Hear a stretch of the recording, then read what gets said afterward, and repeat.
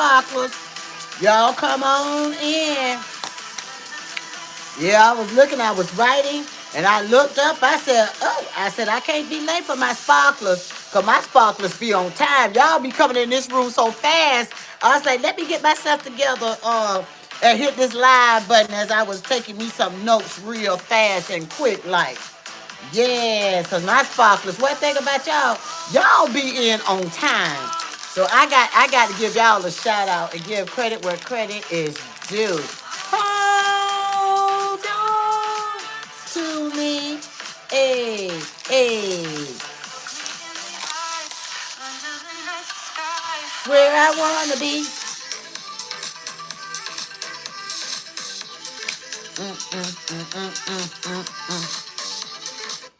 Yes, yes, yes. Good evening, good evening, good evening. Happy, thankful, thoughtful, and thrilling Thursday to all my sparklers. Oh, yes. Happy to have each and every one of you in the building tonight. Guess what, y'all? Guess what? I talked about I was grateful, humble, and appreciative last week on my show. And this week, I am definitely excited because it is my 40th episode. Thank you, thank you, thank you. It is my 40th episode, my sparklers. So I just had to, do that quick little shout out and a round of applause to my sparklers. I started this journey in January, as I've shared before over and over, that January started the trajectory of the Green Eye Sparkle Baby, the show. Today, I am so pleased as I start my show to say this is the 40th episode. It doesn't get better than that. And I got to give a big heart to all my sparklers and supporters. Thank you guys so much for all that you have done. Thank you, my sparklers, for keeping keeping me on my toes and also showing up and showing out because you guys totally rock. Thank you all. Look at all my sparklers rolling in. See, this is what I be talking about. My sparklers, let me say this. My sparklers roll in, and y'all come rolling in the trenches. Look how y'all be rolling up in here. That's what I like. That's what I'll say. Thank you all, my sparklers, because I tell you what, this is my 40th episode, and I could not do Green Eye Sparkle Baby, the show, without y'all. Y'all are awesome. I tell you, every week I show up, this is number 40 for me, and you guys are right on time. Y'all come up in the building, and y'all be ready. Monday, I tell you what, Monday, boy, y'all showed out on Monday. I love every bit of it. I love every bit of it. And like I promised on Monday, we're going to talk about what happened in that Monday Night Football. Because y'all tried to tell me, sparklers, y'all tried to tell me about that football game. We all was weighing in, was it going to be, the Kansas City Chiefs? Was it going to be the Washington Commanders? And y'all had good reasons why y'all went with either team. I told y'all I was going for the underdog. And shout out, because let me give a shout out, because y'all came rolling in here thunderous and all at the same time. So let me go back and give a shout out to, I think, Noah, Matt, Ramzier, Florinda, Adele, I believe it is. And hello, guys. Hi. I thank y'all for coming in and y'all saying hello. I love it. I thank you. Thank you, and I appreciate my sparklers who show up and they not afraid to get in the chat, because that's what I tell you what. I get so much energy off my sparklers as y'all just pop in and y'all come in like the floodgates, and y'all be in that chat, and I'm trying to follow up and keep up with the chat, because the chat be moving, y'all. That chat be flowing, but y'all be on point, and I thank y'all so very much. I thank y'all, my sparklers, for being in here, and y'all be on time. So yeah, I know I'm gonna have to talk about that, the Commanders. I know I got to talk about the Commanders and the Chiefs. It says I got more comments rolling in. Hey, y'all. Hey, Zari Broom and Rans Zier. Y'all, I tell you, I appreciate y'all. Y'all just don't know what it means to me. Y'all show up every week for me. Monday was something else, so I won't have to talk about, what our predictions were on Monday because we did Monday Moment Thoughts. And I told y'all I was going to talk about it today on Green Eye Sparkle Baby the Show.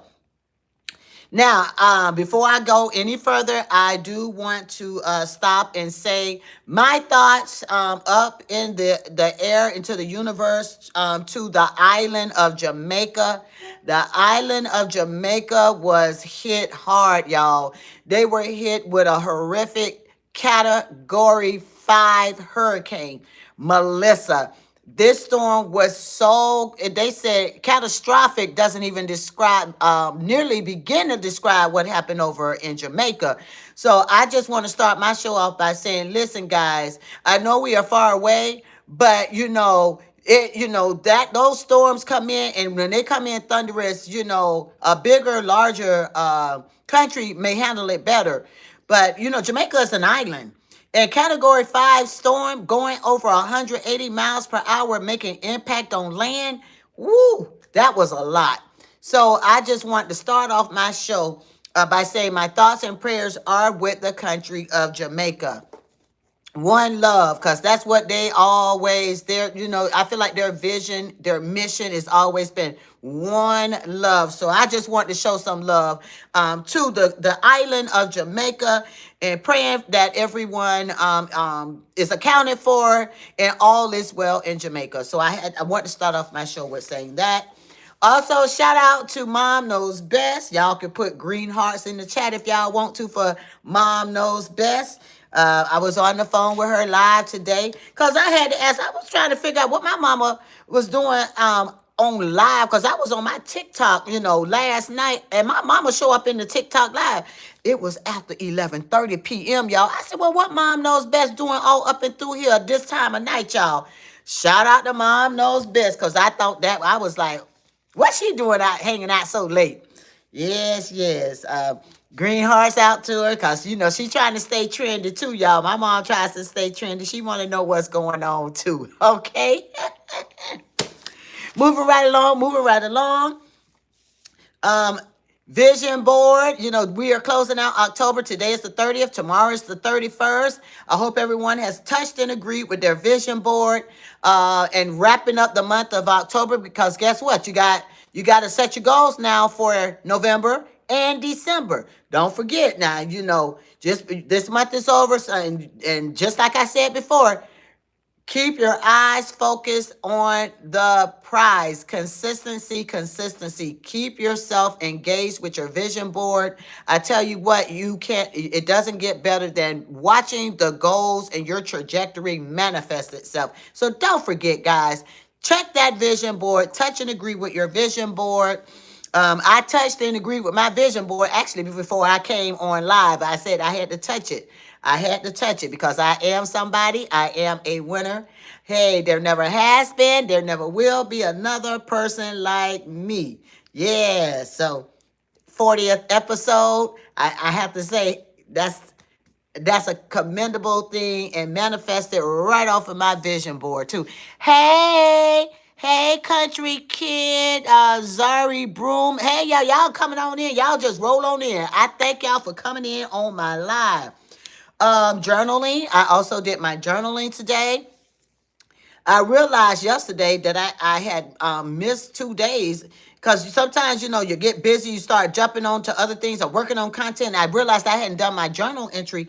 I said, hold up, wait a minute. Let me put my thoughts in it. I had to get my 2 days done because I believe in consistency and discipline to write in my journal on a daily basis.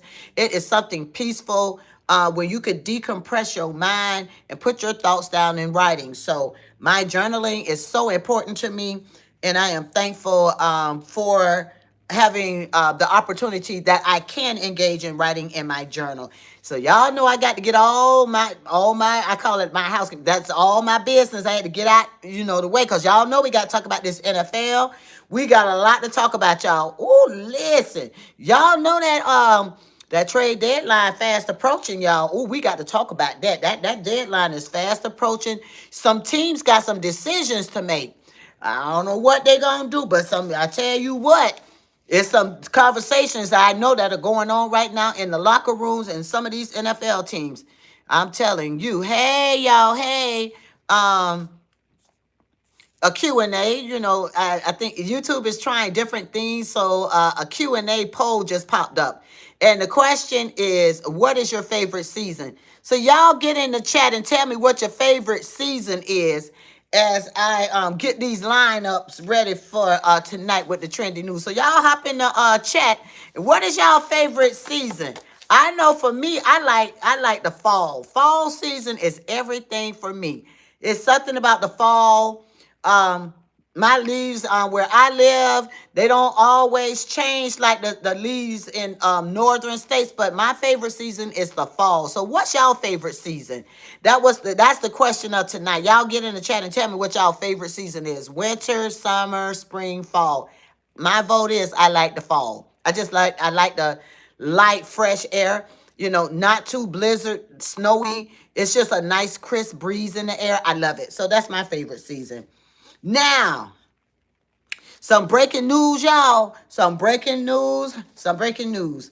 As I was preparing to, get ready to go live, USF made a big announcement that the former Tampa Bay Buccaneer, Derek Brooks, is now the chief operating officer for the USF school. The University of South Florida is bringing on Derek Brooks, ladies and gentlemen, as the chief operating officer. Congratulations. Wow, Derek Brooks, that is a great honor. That is a great honor.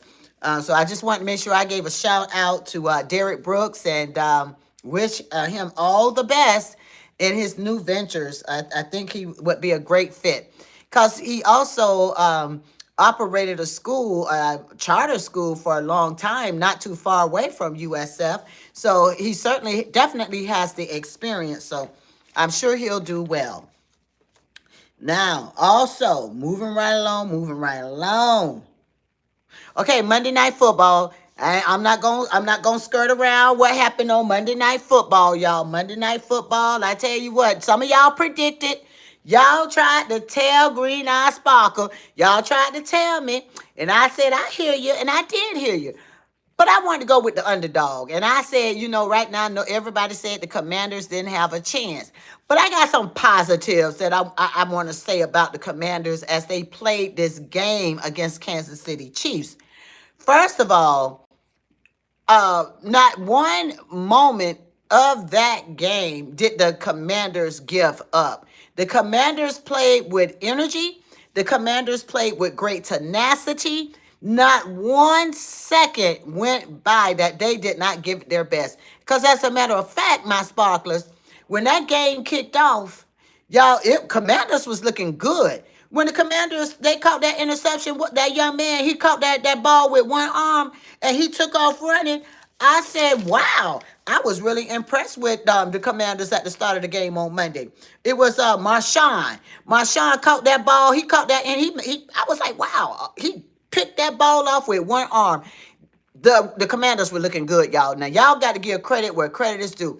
I said the Commanders, I know a lot of people said they weren't going to win, but I went with them anyway. But I have good things to say about their energy, their tenacity. They had a willpower that they wanted to get the job done. They never stopped believing in going for it. So, the first half was like really working in their favor. But there are some things to note about the Commanders. First of all, they didn't have their kicker, and opportunities for extra points on the board didn't happen. The kicker was out. The points were not pointing like those extra points they needed, like for the field goals or extra points. That wasn't happening because their kicker was out. But I tell you what, I think the Commanders, they fought hard. But in the second half, I don't know what happened. When those Chiefs came out that locker room in the second half, y'all, I feel like I said, well, did the Chiefs did they drink a bunch of Kool-Aid or something, a bunch of sugar? Because they seem like they came out with a different level of understanding when they came out in the second half. And let me tell you the flavor that I feel like they were drinking, y'all. I feel like the Kansas City Chiefs was drinking red Kool-Aid in that locker room as they were getting ready for the second half of the game because they came out thunderous. I mean, I got to give it to them. So Kansas came out. They proved themselves to be the better team on Monday, so I got to give a shout out to Kansas City Chiefs because they did that. Uh, I can say this, this was their third week rising to the top. They have had 3 straight games where they have been showing themselves approved, getting stronger and stronger and better and better. Kansas City 28, the Commanders 7. Like I said, it's not like it didn't go without effort. The Commanders, I think, gave it their all. So shout out to Mahomes. Like I said, I'm gonna give credit where credit is due. Shout out to Mahomes. Shout out to Isaiah Pacheco's, and shout out to Kareem Hunt. They brought that fire now. They brought the fire on the team, and they sealed the deal against the Washington Commanders. Now, moving right along. We got to get into some conversation, family, and don't be bashful and don't be shy. Oh, before I jump into that deep conversation, because that conversation might take us a long time. Ooh, excuse me. Did y'all see that the Detroit Lions, a non-quarterback, has gotten an extension, okay, all the way to 2030 for the wow sum of $180 million. Did y'all see this? $180 million extension for a non-quarterback. That's what Detroit Lions just said, child. Y'all, look, they extended that contract for that young man, Aiden Hutchinson. Aiden Hutchinson, who is not a quarterback, is getting paid real nicely. Y'all think $180 million, is that a lot of money to y'all? Y'all tell me what y'all thinking, because, honey, I was like, whoa. Now, he's not even a quarterback, and that's how much they paying him. His contract is extended until 2030. Wow. Is it just me? Or do y'all think that's a lot of money? I don't know. I thought that was a lot of money. I was like, okay, I am now a player on the Detroit Lions. My name is Aiden. I say, let me get out there on that field and let me morph myself into Aiden. Let me go on out there and run that ball out there and get that $180 million. I think that's a lot of money. I don't know. That's just me, y'all. But yeah, shout out.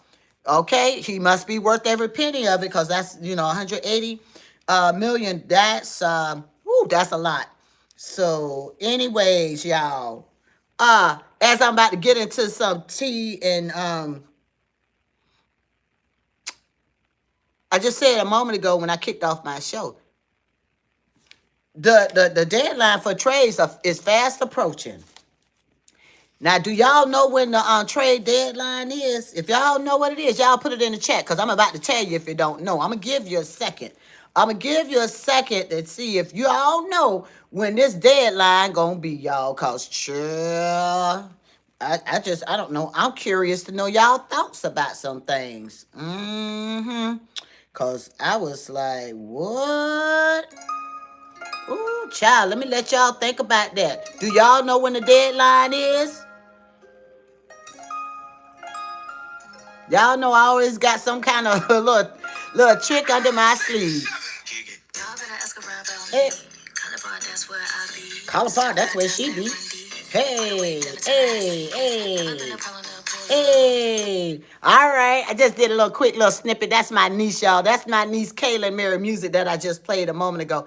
Y'all, that trade deadline is Tuesday, November 4th by 4 p.m. The NFL teams, they got to make decisions, and they got to make decisions fast. Today is Thursday. They got until Tuesday, 4 p.m. to do all final trades. And y'all, I got a question for you, because I want to know y'all thinking about this. Y'all, Shedeur Sanders is just sitting over there on the Cleveland Browns bench collecting dust. Do y'all think that Shador Sanders should be traded by this Tuesday deadline? I mean, he over there ready to play. And you know, there are a lot of rumors and speculations about what happened Sunday, October 26th. They said that they said Shador, there was nothing wrong with him. They gonna mark him inactive and put another quarterback in as the second line quarterback to Dylan Gabriel, who's supposed to be number one. And and Shador, they let him sit on the bench, like, and just collecting dust. Hey, country, how y'all doing? I don't understand, y'all. I mean, do y'all think he should be traded at this point? I mean, I feel like it's ridiculous that coach, Kevin. I mean, I don't get it. Like, what is his issue with Shador Sanders? This young man is calculated. He is a smart quarterback. He is meticulous about his throws, and he has a long throw. He wants to finish the season last in the NFL league. Cause if he talking about they gonna go, they running with and they betting on Dylan Gabriel. Well, Dylan Gabriel can't throw no ball and no deep landing. I know they practicing with him around the clock, but let me tell y'all something. Talent is talent. They can work him till the cows come home. But they're creating these plays that are little short throws for him because they know that boy cannot throw. Dylan Gabriel cannot throw that ball like Shador. But at the same time, they letting Shador Sanders sit on this bench and he collecting dust. Why is he sitting on a bench when he should be out there on that field? Then they want to try to bump this Dylan Gabriel up like he's the end all be all. Are they trying to make Dylan the franchise quarterback? Because the way their rankings looking right now, I don't know why they trying to hold on to Dylan Gabriel. I mean, at this point, I was watching different podcast shows as I was collecting my thoughts about this situation regarding Shador Sanders. They were saying that a coach does not want to be proven wrong. So this coach is adamant to say that Dylan Gabriel is the better person. And it's almost like they're afraid to put Shador in because if Shador performs well, it's going to make the coach look bad because his judgment call was not the greatest. And it's speculations allegedly that he didn't want Shador on the team in the first place. But I have a problem with them shutting Shador out, and allegedly they said that it wasn't true, that his back was so hurt that he couldn't play. They said that was a lie. Then they bring in another quarterback now to back up Dylan, and then they keep throwing Shador on the bench to collect dust. I don't understand, y'all. Y'all help me out with that. The question that I have, in case my sparklers, y'all missed it, my question is, should Shador Sanders remain with the Cleveland Browns, or should Shador Sanders get traded by this trade deadline? Because the deadline is Tuesday by 4 p.m. So I just want input from my sparklers. I don't know if Shador Sanders should stay over there on the Cleveland Browns if he's not going to be granted an opportunity. Now, reps need to happen. He needs to have practice with reps. But you can't practice with reps if you never have an opportunity to play. So I just want to know what you all were thinking. I'm not gonna add my 2 cents yet until y'all tell me what y'all thinking, because I value y'all opinions. Okay, my sparklers. So I don't know. It's just it's sad when grown people cannot act like grown people. Do y'all understand what I mean by that? This coach supposed to be a grown man. This coach is supposed to show leadership. By all means, you're the head coach. Wouldn't you think a coach would show leadership in front of the players, in front of the coaching staff? Be the bigger person and own up to, if you did make a mistake, own up to it. That's being a leader. Take ownership for the decisions. I think that it's a shame that they are not allowing this young man who is super uberly talented to have a part in playing in these games. Now, of course, this week, in week 9, Cleveland Browns, they do have a bye, along with a few other teams that are on a bye this week in week 9. So since I already talked about the Browns on their bye, let me tell y'all who else are on a bye. So don't change your channel, flip it through, trying to find your teams because they are on the bye this week, y'all, on week 9. So we got the Cleveland Browns, they are on the bye. We've got the New York Jets, they are on a bye. We've got the Philadelphia Eagles, they are on their bye. Tampa Bay Buccaneers, they are also on a bye. So week 9, we've got we have 4 teams that are on a bye for week 9. So you know they won't be on the TV. Where my team at? You won't see them. So that's for the so those are the bye week 9 teams. So, speaking of that, and it's interesting, and it was so perfect and very befitting. So the Eagles are on their bye, and listen to this, y'all. I thought this was quite fascinating. I just learned today about a big HBCU game that will be played in the Eagles Stadium. We have a matchup. It's the Lincoln Financial Field. There's a big matchup for the HBCU schools. We've got, and it's so funny how they say how this all gels together. Norfolk and the Delaware schools. So Norfolk State Spartans and the Delaware Hornets. They will match up in Philadelphia at the Lincoln Financial Field. How cool is this? So what's so cool about this and why it's been like the buzz, and I caught on today, I said I got to share with my sparklers. Michael Vick is the head coach for Norfolk Spartans. You got Deshaun Jackson. Shout out to Deshaun Jackson because I remember when he played for the Tampa Bay Buccaneers. He is the head coach for the Delaware State Hornets. So it doesn't get better than that. So shout out to these HBCU schools that are getting some big notoriety tonight.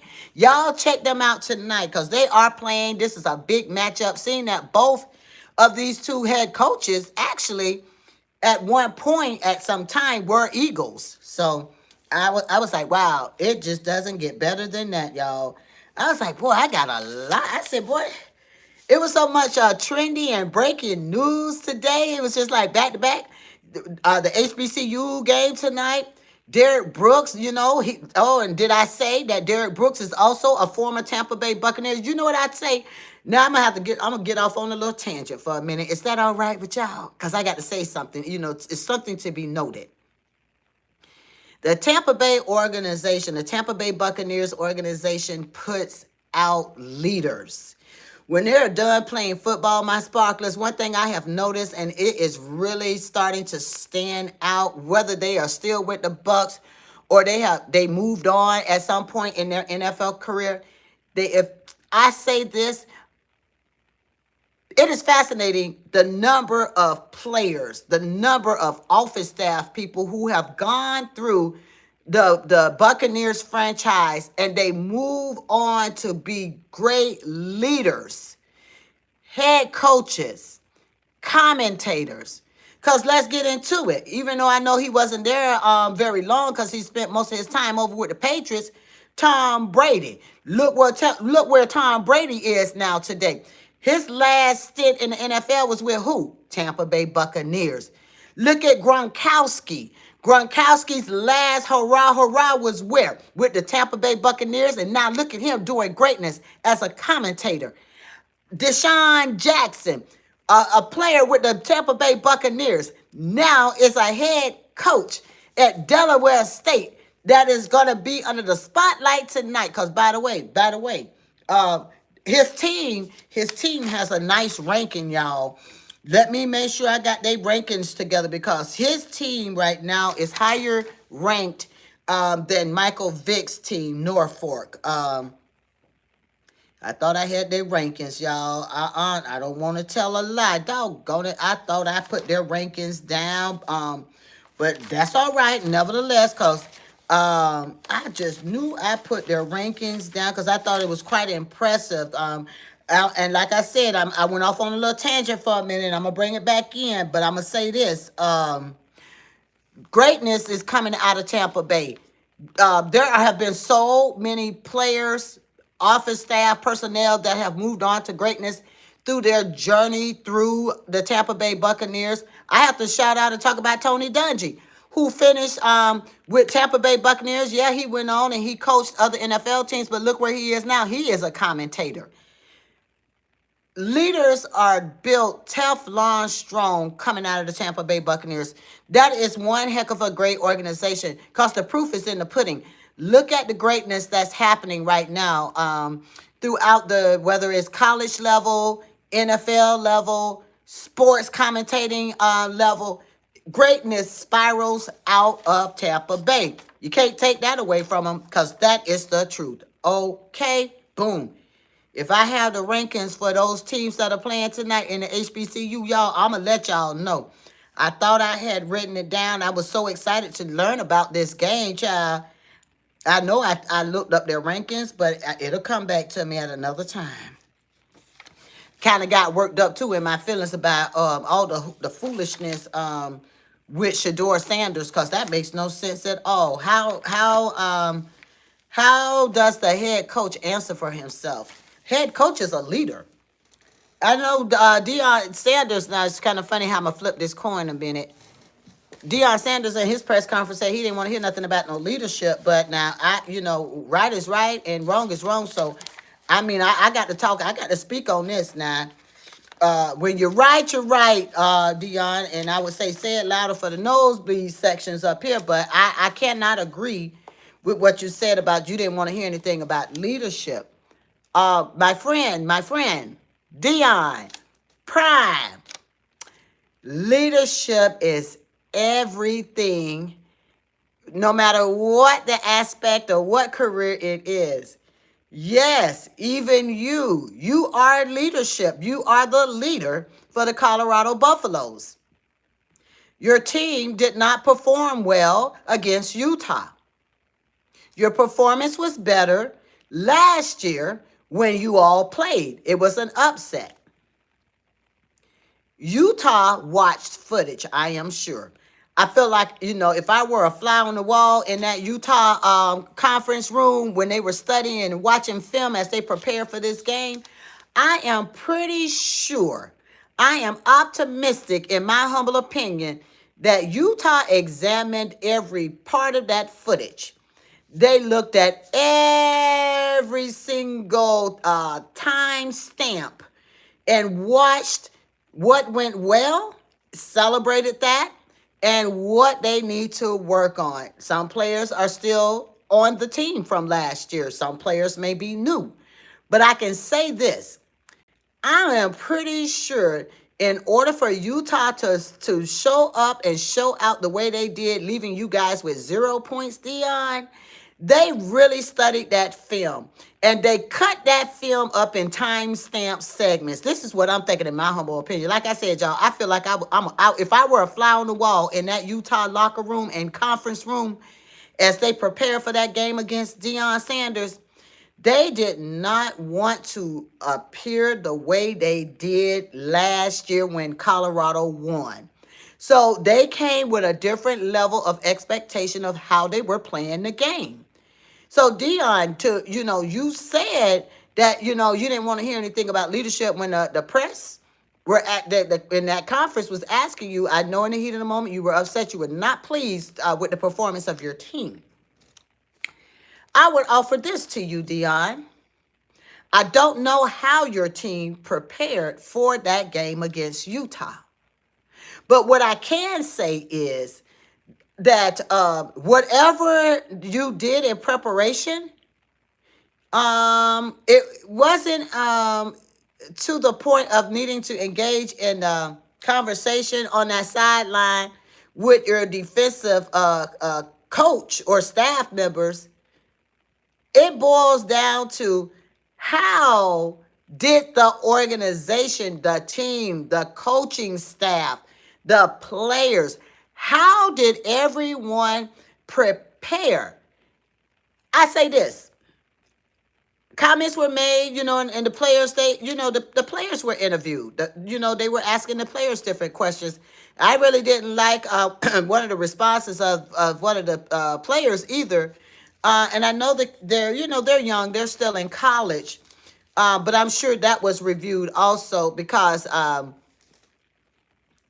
When players are speaking to the press, there's a particular protocol that should already be in place.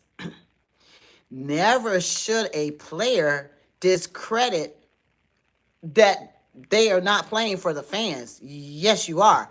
The fans are in those seats because they support and believe in the football team that they are rooting for. The fans are everything to a football team.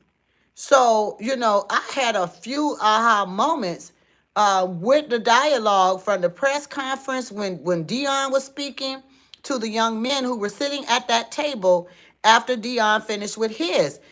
Because I felt like from the leader, there was not accountability, and it trickled down to no accountability to the players as they were speaking. And yes, they said they played their hardest. Well, what does hardest mean? We did our best. Well, what does your best mean? See, when you peel back the onion, when you're playing a game, or whatever the case may be, because I'm talking about football right now, so I'm gonna break this thing down, y'all. If you're playing a football game and you use the term that y'all gave it y'all best, can you break it down and help us understand? Because the young men that are now with Colorado Buffaloes, a lot of them are brand fresh and new. So they are getting acclimated to speaking in front of the press. They're getting used to learning and understanding the plays of Colorado. I just feel like, in my humble opinion, never do we want to set young men up not to have accountability for what transpired on a field. Because at the end of the day, it's a team. And as a team, the head coach is the helm of the team. So when the football players are listening to the head coach, and the head coach diminishes the question that was asked about leadership, that's not showing your stance in leadership, Dion. That's all I'm saying. Because I love Dion. I love Prime. I love everything that he's done for the organization. Just following his story is amazing. But I just don't want the students. I don't want the students to soak in, using excuses instead of saying the ownership of how they played. Utah prepared themselves. You cannot tell me Utah didn't prepare themselves. Their performance was outstanding.